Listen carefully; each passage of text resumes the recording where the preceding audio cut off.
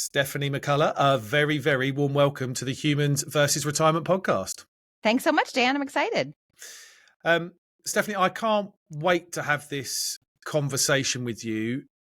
Without giving too much away, I think we're going to delve into some really, really crucial topics when it comes to planning for retirement for people that are often misheard, misunderstood. So I won't spoil what we're going to do there. But I'd love, and you'll give it away because you're going to tell me about your journey and why you're doing what you're doing. But you host a wonderful podcast called Take Back Retirement, which I was humbled to be a guest on. And we had a great conversation on that a week or so ago. And you've got your wonderful business that you run, Sophia Financial. Tell me a bit about your journey, where you've got to, how you've launched that podcast, Sophia Financial, and why you focus on the particular clients that you focus on. So I was a career changer at age 30. My husband and I decided we might want to live near the grandparents, near where we grew up. And, if we were going to have kids of our own, which meant moving to the Philadelphia area. And he got a job and I didn't. And I'm like, well, shoot, what am I going to do? Maybe I could work with my dad. And I grew up not wanting to do what my dad did. My dad was a financial advisor my whole life. And I saw him as a sales guy. And I was like, I don't want to do that. And to be fair, he started out selling life insurance. So he was a sales guy, is a sales guy to this day. And yet getting out in the real world, in my first career, I saw the value of what he was doing. So I thought, I'll make this pitch to my father. And of course, it was like, one of my kids is interested in the business. You had me at hello kind of thing. I didn't have to make the whole pitch to him. He was in. But very quickly, I discovered, I don't know that I can do this work because he was my only role model and he's a sales guy and he has an MBA from a fancy school in the US. And I don't have either of those things. The sales gene skipped me and went to my little brother. And I don't have a fancy degree. So luckily, I didn't have to sell anything. He had a lot of corporate clients where we did retirement plans and I could do the group meetings and I could do the one-on-one enrollments. And I felt comfortable in that setting. But it really kind of was an identity crisis for me. It's the family business. It's a lifetime sentence. And yet I don't think I can do this work. So what the frick am I going to do? So, that went on for a while. I mean, had it not been a family business, right? I might not have stuck around that long. And I'm grateful today that I did. I was working on one particular hospital retirement plan. So I would go multiple times a week. I would do the group meetings. I would meet with people on all different shifts. And the vast majority of employees at a hospital are women when you get below the C-suite. And back in the time I was doing it, kind of below the level of the doctors. That's changed a bit now, I think. But I was having so many conversations with women who either let some man in their life make all the investment decisions or the long-term financial decisions, be that a spouse or a father or a brother-in-law, or women who had dealings with the financial professionals and they were less than satisfactory. For example, someone who, sold them a high commission product and then never answered the phone again. I heard that story often. And then I ran into women who just had done the head in the sand routine. There was one particular housekeeper I met with who was 62 years old. She had been working at the hospital for nearly 30 years, I think. And she had never signed up for the retirement plan because it scared her. So I was thinking, oh my gosh, there's got to be a way to have a more meaningful conversation with women. And then the hospital fired me. And then all of a sudden I had a lot of time on my hands and I needed some revenue. So I was like, maybe I can do this thing I've been thinking about. So within my father's business, I started kind of my own brand, my own, sub business that I called Sophia Financial. A couple of friends suggested that name. Sophia, I'm told, means wisdom in Greek. So that's what I chose it. I think it's really interesting, isn't it, that we all of us have a moment or a thing that triggers, and it doesn't matter whether you're in business, whether you're working, whatever you're doing, there's a moment that triggers a thing and then that thing snowballs. And I think a lot of people that I come across and that we know very well, but often there is a why behind the thing that they're doing, and it's I think it's so nice to hear those backstories because it really just helps us frame exactly the passion behind what you're trying to say, and that's obviously evolved for you massively. The Take Back Retirement podcast that you host The blog that you write is all really specifically designed to help women plan for retirement. And as you kind of insinuated there, and you said that, it's a hugely underserved, underappreciated part of the financial planning world, because the dominance that the dominant spouse, often the male, has over the financial decisions can be really debilitating for the women. They don't have a voice. And so we're going to get onto some of some of the real sub areas that you do, because I think that there's definitely three distinct situations that women find themselves in that will cause the most stress and anxiety when it comes to retirement. I know you work a lot in those three areas, so I can't wait to get to those. But just give me a brief overview. You touched on it a little bit.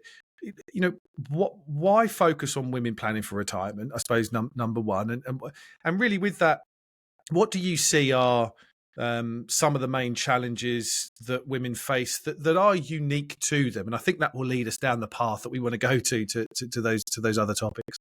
Yeah. So I would say, for me, it is the most fulfilling group of people that I could work with, because I do feel like, one of the big challenges is the messages we've picked up throughout our lives that finances is a man's realm, that, women are bad at math and thus can't do money, which is ridiculous and still deeply ingrained in many of our heads. And I know plenty of women who, in a couple, they're thrilled to let their spouse, man or woman, take care of the finances. They would really rather not have to worry about it. But the reality is that we usually outlive our male partners, right? The statistic I saw one time was that 80% of men die married and 80% of women die single. So at some point in your life, likely you're going to have to take the reins. So if we can try to get more confident around the money before the crisis time, then I think people will be in a better situation come those big transitions. So for me, it's, the why. I also believe that if more women controlled more wealth, the world will be a better place. And there's some research to back that up. Women have a different approach to money, but it's also, bringing someone from a feeling of stress and overwhelm and I can't possibly do this, I've been ignoring it for so long, to, okay, this isn't that bad. I've got this. I have a plan. I'm working the plan. I don't have a magic wand. I can't wave it and make more dollars appear, but even just sorting out the issues and giving people a track to run on can reduce their stress so much, and then let them get on with living their lives and making the world a better place. We talked a little bit before we hit record. I work more with couples than with kind of just women, and we'll get on to, as I said, some of those areas in a second. But one of the challenges that I see is that when you're planning for retirement, people are entering, a couple, for instance, are entering into planning for retirement with the right intentions. However, what then happens is that it tends to focus on the male a lot, kind of what they're retiring from, and what are they going to do with their time, but the impact on the woman in the relationship is huge, because it's a whole new way of life for both people, and it feels to me sometimes that doesn't get the airtime that it should do and it deserves, and because quite often what both people in the couples want is totally different from the next 20, 30 years of their life, and they haven't had the conversation, and that conversation is that they just simply go, this is what I want, this is what you want, this is what we both want. There's kind of probably three journeys that we could go on and intermingle in between the two, but they just haven't had that conversation to go, well, what are your challenges? What are you fearful of? What do you want to get out of this? What do you want to do with your time? And there's a material impact on the woman there. And a lot of the conversations I have is that I'm uncomfortable with him being at home a lot, because he just hasn't been at home a lot, and I'm not sure how that works. So I think we want to make sure, and my tip to anyone listening that is married and in a couple and thinking about retirement, is to do one of two things. Either go and work with a professional that gives both of you the airtime that you deserve about your individualness and what you want and your unique needs and dreams. But if you don't do that, just at least start the conversation between the both of you. Just start talking about this stuff, because I think it's vital. That leads. Well, and it's not always. Go, sorry, yeah. No, go it's for not. it. It's not always the woman who's been staying home, and that's her domain. I saw this with my in-laws. All of a sudden, my father-in-law stopped working. He sold his business, and then he was going to be helping out at home. And my mother-in-law's like, I've been doing this for 60 years. I don't need your help. I don't want you interfering in how I prepare lunch or how I, do my things I do. But, even from me and my husband, we're in our mid 50s. 3 years ago, we became empty nesters, 4 years ago now. And it was very different for him. He was kind of starting to feel tired of his career and thinking, okay, how can I wind down? And I'm like, ooh, now I have all the time in the world to ramp up my business. This is my time to really go and grow, because I don't have the munchkins at home to get home and feed or do the things. Because, as often happens, I was the primary responsible person. My job's more flexible and I'm the mom. So, it can be a very different path. And I think you're right that life gets so busy, we don't necessarily have these conversations. Such an amazing point, because I talk a lot about retirement being the opportunity to figure out exactly what you want to do with your time and go do it. And for the first time since you were a child, you can be curious, you can explore, you can kind of maybe realize some dreams. You're not shackled by life. But when we say that, it's often you're not shackled by work. But actually for women, as you said, it's kind of actually you might have spent the last 20, 30 years, maybe less, 15, 20 years bringing the family, doing that job as part of the kind of family unit. So it's a really interesting concept and point. It's not concept, really interesting point. And one that you go, well, for the first time as an empty nester, for the first time as a woman, you can now go, well, do you know what? I loved playing the guitar. I loved doing this. I want to pick that back up.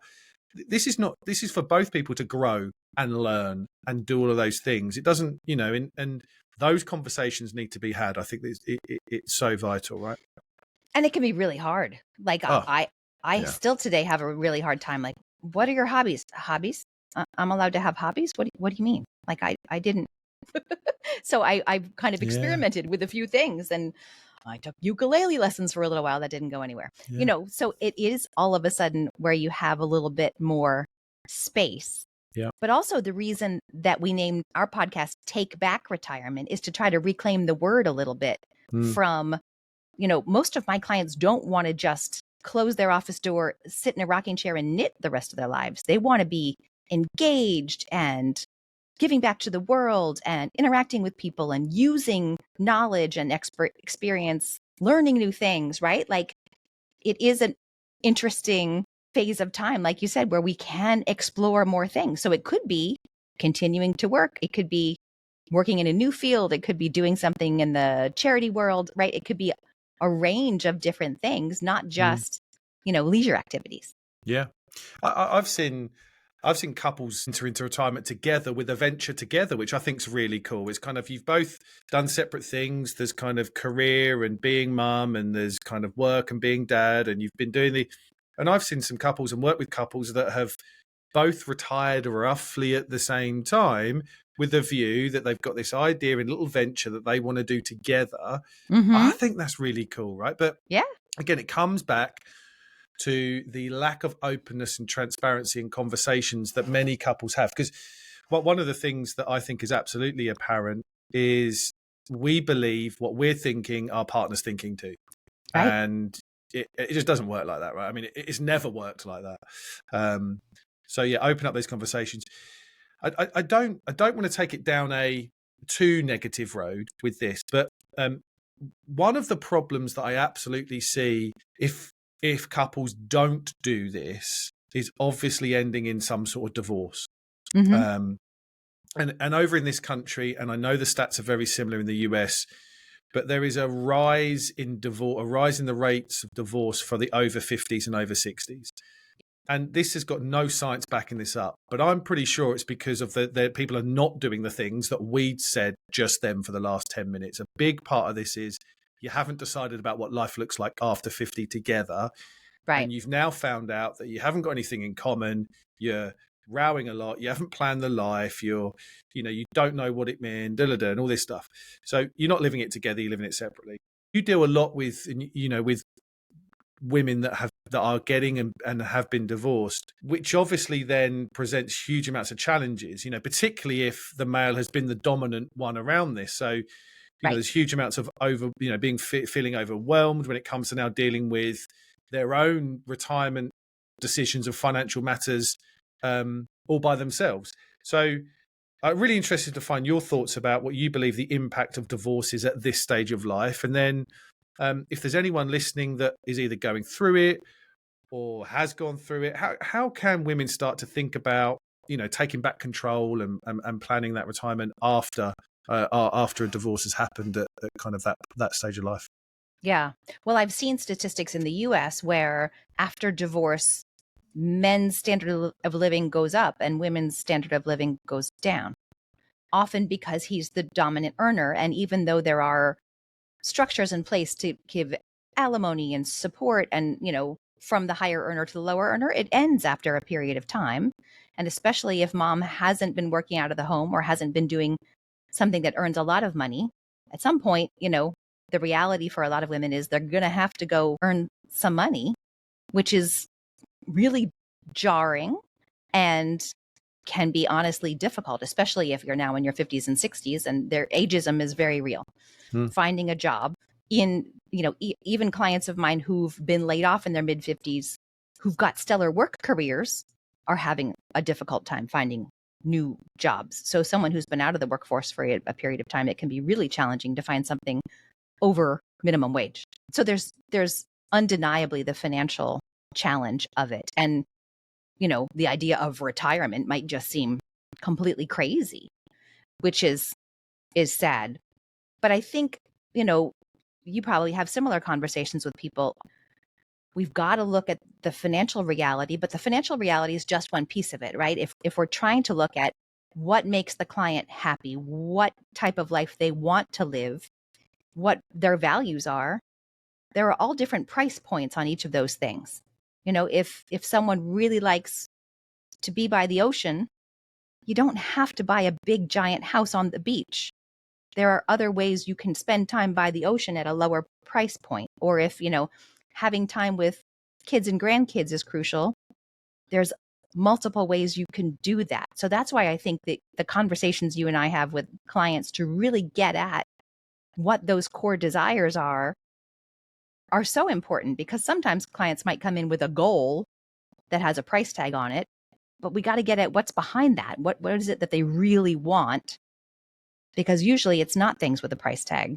Do you find drawing that conversation out of, reasonably like newly divorced women is really difficult because they've not been given that voice before? Or are they wanting to just explode like, oh, I have got a voice now and I've got some really, I've got some thoughts about how I want this to look. I'm just curious about kind of your experiences. I don't know. I don't have difficulty having the conversations, but I do kind of put myself out there like, this is what we talk about. Like, money is just a tool. We got to get clear on what the money's job is. So we're going to talk about all the things that touch on money, which is basically everything.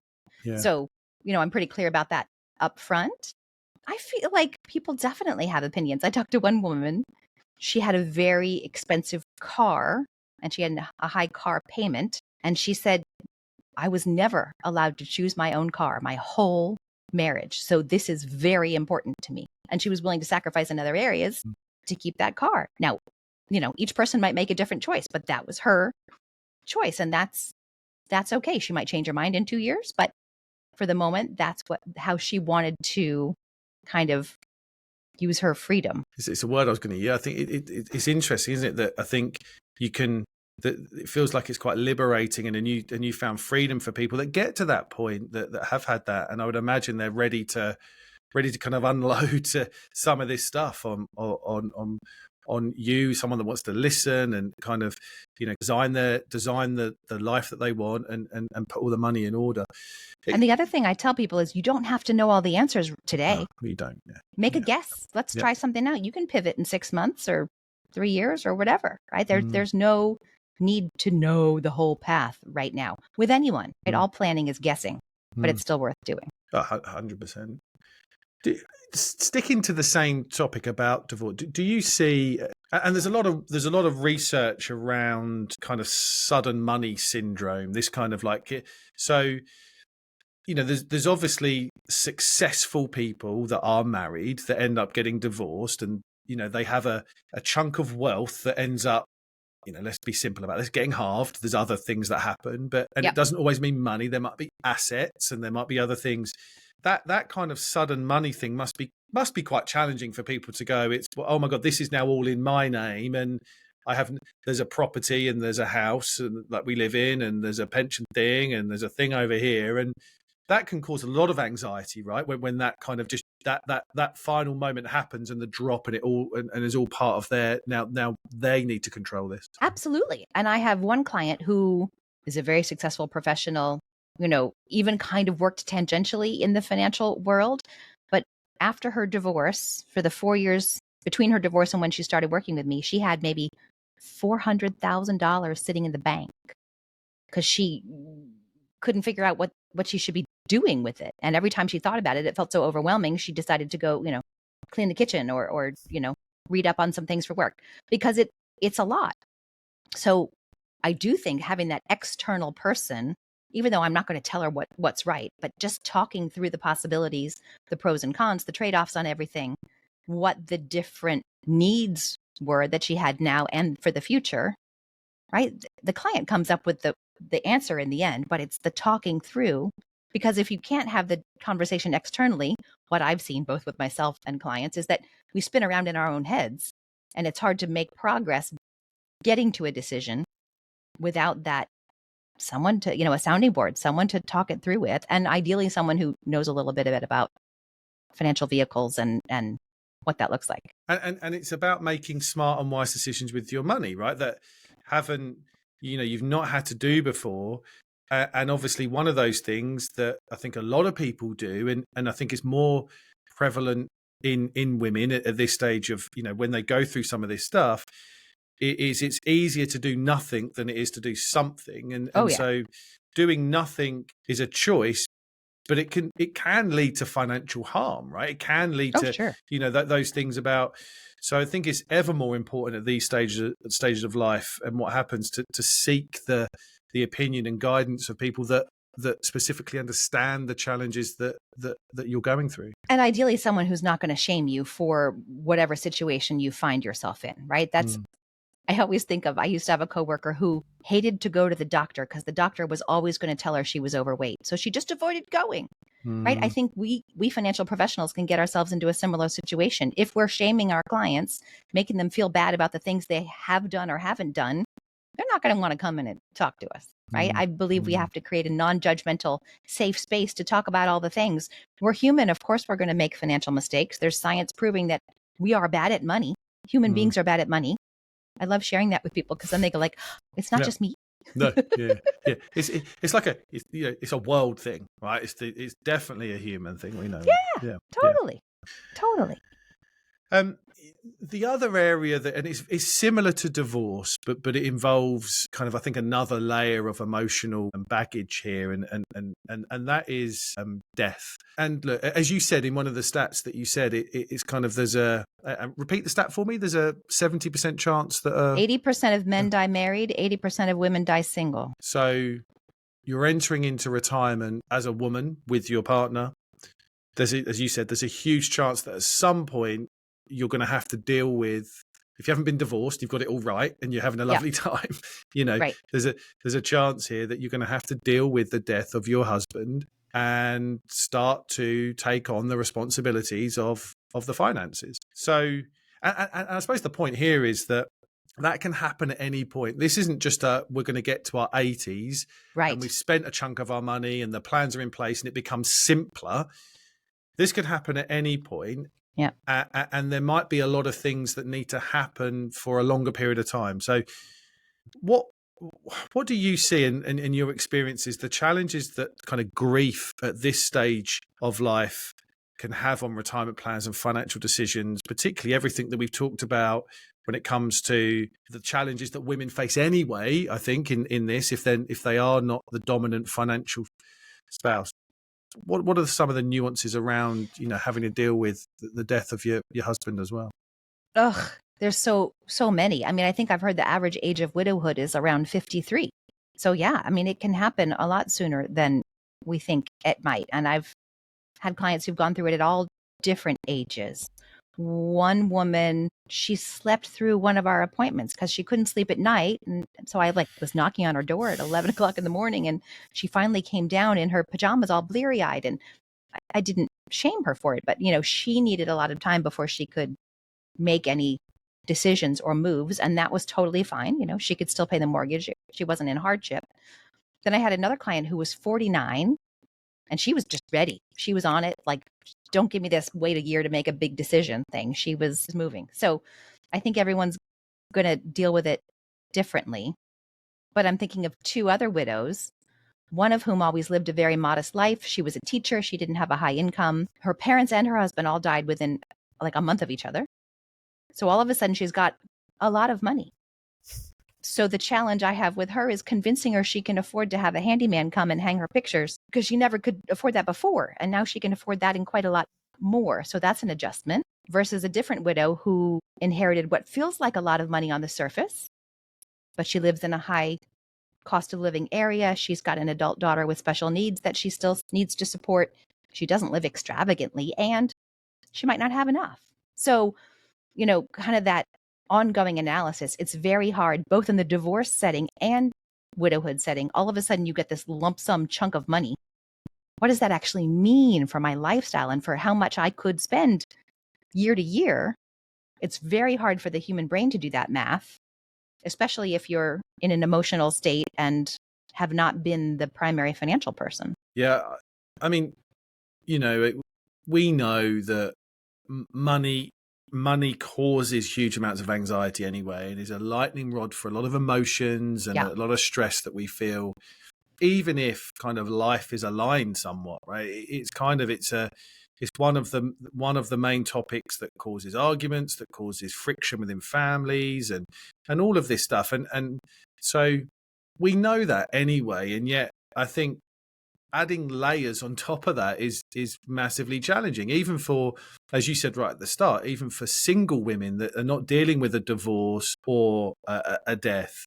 There's layers that I think and learned beliefs, ingrained beliefs, observations from parents and grandparents about what this should look like and how it should work as a woman dealing with money. And I think it's wonderful that that you're changing the narrative on this, because and helping people, because I do think as much as people are somewhat challenged to reach out to get help with their money, I would imagine that's for a lot of women that's tenfold what couples would, if you've got a dominant spouse. And again, I know we're kind of generalizing around women and men, but there's often a dominant spouse. I've got clients where the woman is absolutely the dominant one, but in general, the man has done this, and they often kind of, I don't know if this is the right word, they don't physically drag them, but they kind of drag them along to the meeting and come and see and they open up the meeting and they're dominant in it, and and so they just kind of get dragged along for the ride. So I can imagine that this is just hugely challenging for people. Well, and often, the stories that I've heard is that the financial advisor is looking at the husband, barely talks to the wife, and the things that they're talking about, stereotypically and most often, are, the investment returns last quarter and what the large cap market's doing, and what the Fed's going to do, the world economy, like snooze fest, right? Like, how does that apply to a woman's life? Which is why I always thought, okay, when I first started my business, Sophia Financial, how can we have a different money conversation? How can we have something that's actually meaningful and relatable? How can we make this money actually interesting? And that's by tying it to what it's for. What is this money supposed to do for you? And I think, at least in this country, like, the typical financial advisor historically is all about the investments, and they're only talking about the investments. They're not even necessarily talking about cash flow and when are you going to need money. My one widow, her previous advisor would make her feel guilty when she called up needing money.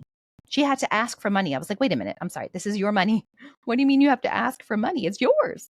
But that's not how it was. So I think a lot of women have that impression because that's the experience they've had in the financial advisor offices. Yeah. And look, I come back to, I think it's an experience they've observed from their parents and grandparents. It's kind of like, my dad, my granddad was the dominant one, and maybe I should be, maybe I should not kind of speak out about this stuff, or because I've just witnessed it. It's an ingrained, maybe, not belief, but learned observation that, it's not. I think that's there a lot as well. Well, and I've heard women say, I'm not the one earning the most money, so I shouldn't be making the decisions. I disagree with that. And Yep. I've heard that a lot. That's another, and he's better at this stuff. He likes it. I hate it. So, I take care of certain things in the household. He takes care of the money, which is okay until he's not there, or until he's doing something devious, which is a whole nother.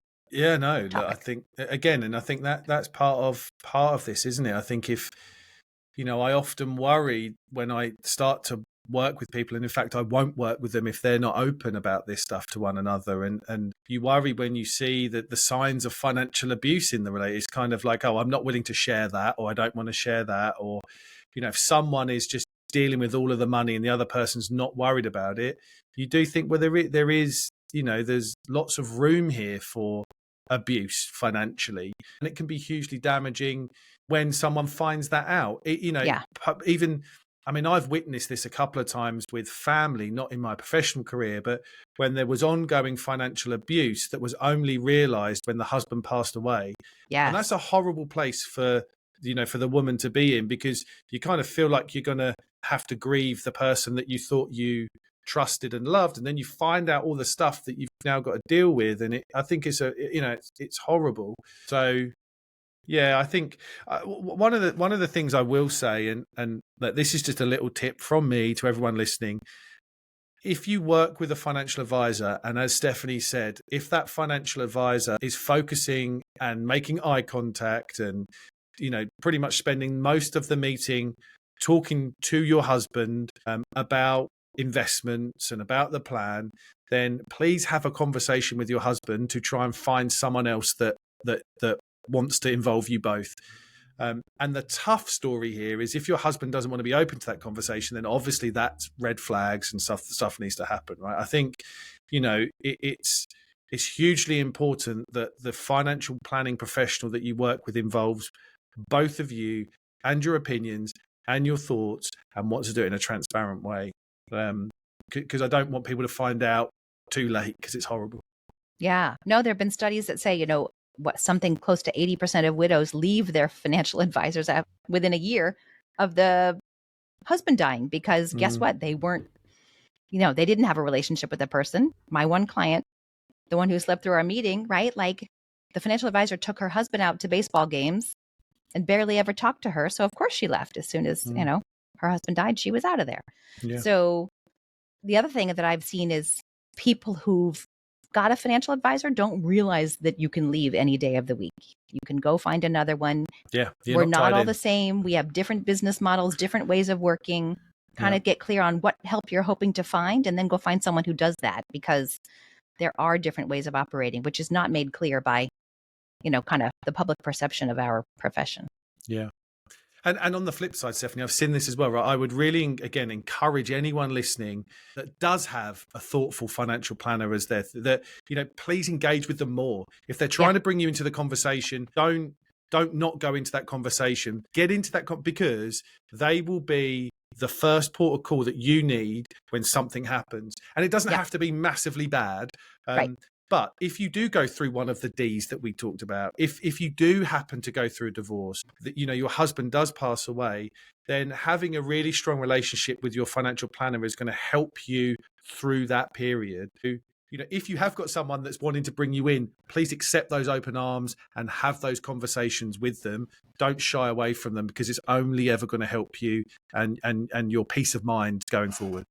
And don't feel bad if you don't know things. I think a lot of women I've seen are hesitant to ask the question, because that'll reveal that they don't know. Of course you don't know. This is not your area of interest. You didn't study it. No one teaches us this stuff. So get bold get some courage around asking questions. Hello, Mr. Financial Advisor. Why are we talking about this? How is this important? Can you connect this topic, please, to, my need to support my kids or whatever it might be, right? How is this related? Or even it's just a basic question. Like, I don't understand that word you just used. Can you explain it to me? Start getting bold, asking the questions. You don't have to know all the answers, but having the courage to ask some questions will really stand you in good stead. Absolutely. And in my experience, those conversations can be really transformational really quickly, right? I mean, I had a meeting with a new couple that I'm working with, just started working with, and we were talking a lot about their vision and their values for life. And she mentioned a few things. I mean, one of the things I try and do all of the time, it doesn't always work, but I try and make sure that the non-dominant spouse, often the wife, gets first dibs at the conversation. So, it's kind of like, I don't want to feel like they get, and if that doesn't happen sometimes, the man will always speak for his wife. And I don't like it. I'm like, no. She can go in a minute. Like, I'll let her go. If you want to carry on, you do you, and we'll do that. But she said a couple of things that, and I really try and intentionally make sure that the non-dominant spouse in this relationship is given the airtime before the dominant spouse gets it. And she said a few things were really simple today. It's like, I want to spend more time on my bike. I want to move to a more rural area that's got, better, more side and more opportunities to bike. I want to pick up the guitar again and have more time to do that. And I want us to go kayaking. And nice. And he's just like, why do you, I mean, we're not talking about traveling the world. You've just said 3 or 4 really simple things that, and he's just like, oh, I love that. I like that. I mean, I'd love you to pick up the guitar. Why have you not picked up the guitar? And then it's like, well, I haven't done it because of this, and this. And so, on 9 times out of 10, that conversation really quickly can be really transformational about what goes on. So please speak up because it will work. Yep. Absolutely agree. And you must have tons of examples, right, of that stuff. Yeah. And there's even parts of the process that I try to do. I have the spouses separately have the conversation, just so, to avoid the talking for someone else or being hesitant to speak up in front of your spouse because whatever there might be, or preconceived notions or assumptions. Yeah. I want to just kind of change a little bit of direction here. Now, a lot of the work that I've done and research that I've come across is that in order to live a happy life, or one of the biggest determinants of a happy life is the quality of our relationships and our social connections. And this comes from the Harvard study that I've talked a lot about on the podcast. But it also comes from real world observations of kind of seeing how this plays out both professionally and personally. So we know that social connections, quality relationships are hugely important. We also know through the research that one of the biggest areas of retirement happiness is your social connections. One of the things that a lot of people lose is the social connections and interactions they had through work. So it's really important to work on replacing those. Really important to feel like you build your tribe, as I say. Who's in and who's out of your tribe. But the research also suggests that women are much better at building and keeping social connections and networks than men, and often have a much more fulfilling kind of retirement because of that. Do you see that, number one? And if so, how can women lean into this, given that we know that it's such an important area of living a fulfilling life? And actually, how can they help their husband get better at this stuff? Because I think that's another thing. They need to feel like they can impart this ability to build and keep social connections better. Right. It makes me think of friends of ours, a couple who, if you talk to him and say, oh, let's do something together. Oh, you got to talk to my wife. She keeps the calendar. Absolutely. Like, she does all the calendar things, which, okay, if she's gone one day, like, he's going to have to figure that out. You might not even know people's phone numbers because she does all that stuff. Just anecdotally, observationally, I think you're probably right on the fact that women are better at making and keeping the connections. And at the same time, it takes conscious effort to keep that going. One of my widow clients recently downsized her house, moved to another neighborhood, and she kind of quickly realized that while there's a couple nice neighbors there, she's decided she wants to move to a retirement community for just that having the people around, having activities going on where she doesn't have to work so hard to go find people to do things with. There'll be a musical performance on Thursday night down in the auditorium and there will be people there. So she's made that decision. I've seen other clients, especially if they're living alone, maybe in an area that doesn't have their friends right nearby, right? I mean, that's one of the things about our mobile society. Friends can spread out all over the globe, really. So, I've got one client who a lot of her friends are through her volunteer work. She works at the thrift shop at her church. So that's the people that she talks about when I speak to her. Someone else does, craft classes, and those are her people. But I think it takes that effort. And it's one of those things when you're not feeling your best, it's harder to take those steps and get out there and see people, or, go to the meeting or the class or whatever it might be. There are opportunities out there, but I don't know, they don't just find you anymore. We don't live in our tribes anymore. We don't live necessarily near our extended family. So it takes a conscious effort. We had a woman on our podcast who was never married, never had kids. She took care of her parents as they got more elderly and then they passed away. And then one day she was out for a walk and it hit her. She's like, no, who's going to take care of me? Right? Like, what am I going to do? So she's put together this whole framework, and she moved from a kind of a suburb to right a downtown area in a high rise. Now she's got neighborhood and friendships of all different generations and ages. And, she can walk to her things, but she made that very conscious effort to put herself in an environment where those things were around her. I think that's such a wonderful piece of advice and a tip to give here. It's this takes intention, and it takes planning, and it takes structure, and it takes work, and it takes effort. And actually, but there is huge amounts of reward that sits at the end of that intention and effort, right? Totally. And I think that's one of the big takeaways for me from what you just said, is that this is not going to fall on your lap anymore. Unfortunately, I do think society is less social than it's ever been, right? We're not, and I'm in my early 40s, so I'm not talking that long ago. When I was younger, I would, walk past people and they'd say hello. Like, people don't say hello. I mean, I don't know if it's kind of a UK thing, but the communities have got so fragmented, and there's so much, people just move around all over the place and in and out, and people don't stay for very long within communities. I think people just, it's not kind of intentionally being horrible, but we're just not that kind of, connected anymore in person. There's a bit more connection online, which I hate, but we're not connected massively in person.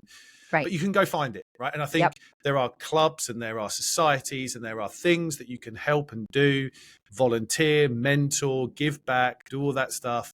And with intention, you can go get this, and it will make a load of difference onto how you spend your time and who you spend your time with, and how that quality of kind of time spent that you have. So I think a big tip: intention and planning and structure. The other and again, thing you might not find the perfect thing right away. Exactly. Right? You might try something and be like, oh, I don't like these people. But that's okay. That's not a reason to give up. Try something else. Beautifully put. Because this is the thing, right? Like, it's a time to explore and be curious. And you can go, and there's no failures, right? This is not a binary thing. It's not pass, fail, success, fail. Go try. Try something, because now you've got the opportunity to try and go, nah, I'm not sure that's for me. I'll go next thing. But you don't.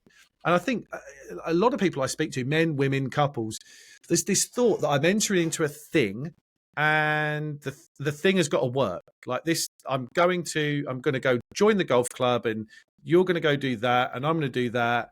And there's no options around the edges, right? If the thing doesn't work, go find something else. Go explore. And I think actually having tribes, having your tribe, having social networks across a spectrum of differing personality and differing age groups and all of that is really, really, really important. I would agree. Yep. And the final point on that, before we wrap up, actually, you kind of mentioned the empty nesting syndrome, the identity that kind of, if we think about what we're, the social connections and networks, and like my wife is not near retirement. She's a bit older than me, so she's nearer than me. But she will openly admit that her, the empty nesting thing is starting to get to her. My eldest just kind of left high school today. She's 16. My youngest is 13. My wife is now thinking, hold on a minute, I've kind of lived a bit of life through the children. Maybe I've lived behind them a little bit. They've provided me with an identity as mum. They've provided me with a social network of other mums that we end up kind of doing stuff. Well, that disperses pretty quickly. And I think that can be massively challenging. And, everyone goes, oh, the man's got the identity of successful business owner. But what if your identity's been mum for 20 years? What a thing to try and get over from there. That's a big transition. Totally. And I have multiple friends who have wanted to go back to the workforce and thought they were unqualified for anything except working in a preschool with little tiny kids. And, one of them has done it for 5 years now, loves it. That's her whole thing with little kids. Great. And, these are highly qualified people who have been juggling a ton of things and volunteer work and all kinds of stuff for 20 some years. There are some, initiatives and efforts to try to help those women get back into the workforce. There's one website here called hiremymom.com, which I just heard about. But work's not the only way to do it. I think work is something to consider, especially if we're looking at the finances of things and longevity and all of that. Some other way, right? I mean, your point, Dan, about identity, that's the big piece of it, right? If that identity of being the person who's there when the kids come home from school and is taking care of that, and all of a sudden they're not coming home anymore. And it's okay, again, to take some time to explore and figure out what that next chapter might look like. One of I think that there were many bad things that COVID delivered, but I think one of the good things was, I think it brought outstanding women back into the workforce in a way that maybe wouldn't have happened if it was just kind of traditional, you need to be in the office from Monday to Friday, 9 to 5. Yeah. The opportunity now for women to enter the workforce doing something they love, which fits around a life they want to do, and they can work from home, even if they've got, even if there's kids still at home, right? You can have 18, 19, 20-year-old kids at home that you still want to be around, or if you have to care for a child, or kind of an ill husband or something like that. Or a the parent, opportunity, parents. The opportunities now and actually, I think more and more corporates and employers are so much more open to going, I want outstanding people, and I'm going to be much more accommodative of the kind of hours they work and where they work. Because I just think the whole setup of work before COVID just didn't support outstanding women with lots of knowledge and wisdom, as you rightly said, that can make, I think, a bigger impact than a lot of men, because they have much better qualities, that the ego is not so much there, and all of that stuff, that they can enter the workforce and make such a big impact that they should be making more so than ever. Yeah, and make a little money along the way. That's not selfish, right? Taking care of your own financial stability in the long term is a gift to all the people around you. Right. That's another kind of story I think that women pick up along the way, that it's selfish if I want to make more money, or if I'm in the business for myself, if I want to increase my prices. No, it's not. No. I think you say take back retirement, isn't it? This is take back control. Like if you have control over some of your own destiny, then that's going to be much more fulfilling for you and much more rewarding, and you're going to be, I think, have much more security over the fact that you've got some control over this. Yep. And when I ask people, I ask clients, what does money mean to you? A lot of times it's choice and freedom and control and, self-determination. Stephanie, it's been such a wonderful conversation. We're kind of at the top of the hour. I've got one thing, and it may be that you've actually answered this, but maybe you can wrap it up a little bit for me and frame it. But if there is, if there's women, there will be women listening to this, but they're in a situation, they're either kind of single, they are divorced, or they are widowed, or But is there an overarching kind of tip or overarching thing that we can say, look, this is one thing that you can start to do to take back control and take back your retirement? I think the first thing to do would be to start paying attention to the feelings that come up for you when you have to do something money related. Like, even if it's just checking your bank account balance, or if it's, making a payment on something, or someone asks you for money and a feeling arises, maybe get out a journal and write this down. Like, ooh, I felt this. I wonder what that's going on. Getting curious about that, spending a little time, a little self-examination, and ideally, if you can, find yourself a money buddy, some other person who would give you. So Brene Brown is a famous shame researcher. She says shame thrives in the dark and can't survive being shared. A lot of women feel shame around money. So if you can find a safe place to share what you're feeling with each other, right? One other person, you don't have to share with the world. One safe person who's not going to judge you, who you can be super open and honest with, and you can hold each other accountable. You can learn together. Again, getting out of the spinning in our own heads, right? Having one other person to talk to, whether it doesn't have to be a professional, just one person, could be your cousin, your next door neighbor, someone that you feel copacetic with, that you can start to bring some of this stuff to light. Like, oh my gosh, I felt the weirdest thing when I was paying my bills last week. Talking about it, getting over the taboo, can really help make progress and help move you forward. Such a brilliant way to end it. What a great piece of advice. So, Stephanie, thank you so much. It's been such a great conversation, and I will put on the show notes links to your website, your great blog, your wonderful podcast. Check out the episode with me on it. I think it was really good. That's not released yet, but yeah. So Soon. But I'll put all that on there because, again, like I said right at the start, the content that you're producing and what you're writing and what you're talking about is so impactful and needs to be shared. So thank you for being out there. And as I said, anyone that wants to kind of get on that, then it'll be in the show notes. But thank you once again, Stephanie. It's been such a great conversation. Thank you, Dan. Thanks for asking such great questions. And thank you for being so open and honest and answering them wonderfully. And that just leaves me to once again thank everyone for listening in to the Humans versus Retirement podcast. Until next time, take care.